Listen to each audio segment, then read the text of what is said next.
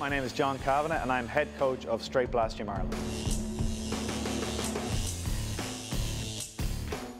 It's hard to say, so right as Conor came out at fight, that was the one I wanted to see immediately after because they have such great chemistry. You know, I think it's a great stylistic matchup, and as much as I don't really follow a lot of the kind of trash talking and build up, it's a lot of fun between those two. They're good sparring partners on the mic and in the cage. Now, as time has gone on and Nate hasn't fought again, you know, I don't know, every time I read a Dana quote, he just says Nate doesn't want to fight.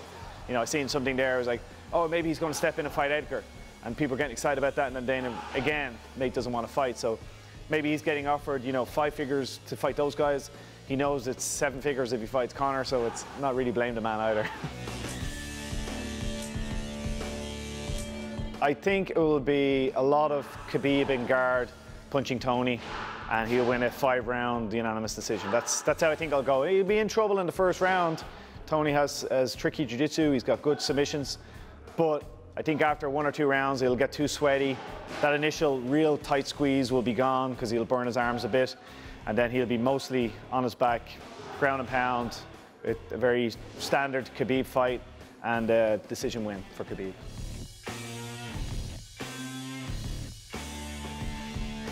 I think both is interesting.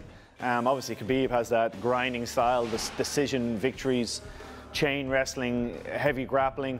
Tony's a bit more fluid, jumping on submissions from any angle, very dangerous in every position. So different fighters, but either would be welcomed. Annoyingly enough, almost none. Yeah, I think within a session he was back to where he was. And it's something that's funny, I've noticed with all my guys, if they take time off for an injury, they're out for a couple of months, they come back sharper. And that's not something I've only seen. Most coaches I speak to say this. And I think it's, when you take a bit of time away from something, it gives a different part of your brain time to work on it. Whereas if you're just every day working, you don't get time to kind of assimilate what you've been doing for the last couple of months. So yeah, he's come back in phenomenal shape.